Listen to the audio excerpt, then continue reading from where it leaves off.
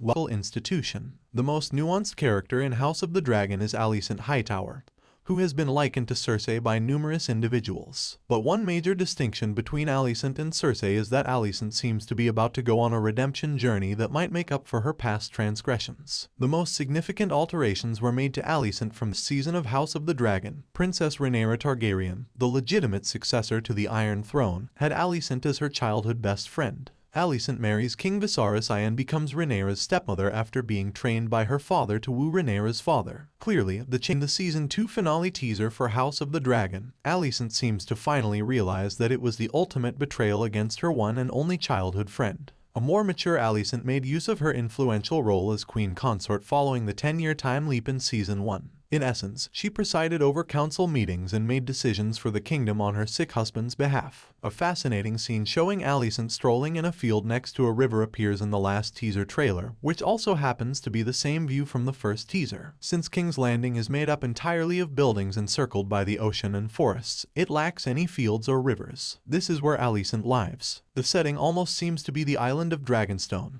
where Rhaenyra made her home and served as her command center during the Dance of the Dragons. The fact that Alicent is wearing blue in this scene is another intriguing detail. In House of the Dragon, the Seven Kingdoms are famously divided between the Greens and the Blacks, but there are still a lot of factors to take into account. Despite being the face of the Greens in Season 2's marketing campaign, Alicent doesn't really seem to be in control of this side of things. Alicent has always stood up for herself. Her husband essentially just considered her as a stand-in for his first wife, Aemma Ryn, and her father, Otto Hightower, sacrificed her to become a child bride. Even her children, who are her sole allies, are beginning to fade away. In Season 2, Alicent is left on her own. In Season 2, Alicent's greatest misfortune will be losing relevance. She restored the sense of freedom she had lost when she married Viserys by her use of political authority. However, Cook gave fans comfort, saying that this Season 2 loss wouldn't necessarily be a negative thing. Her children are green property, and she will always put them and Rhaenyra first. However, she demonstrates that she no longer wants to be a puppet by defying the Greens' code of conduct and approaching Rhaenyra directly to plead for forgiveness and peace. In Season 2, Alicent will have the freedom to make her own decisions in life, preferably positive ones. For more videos, subscribe.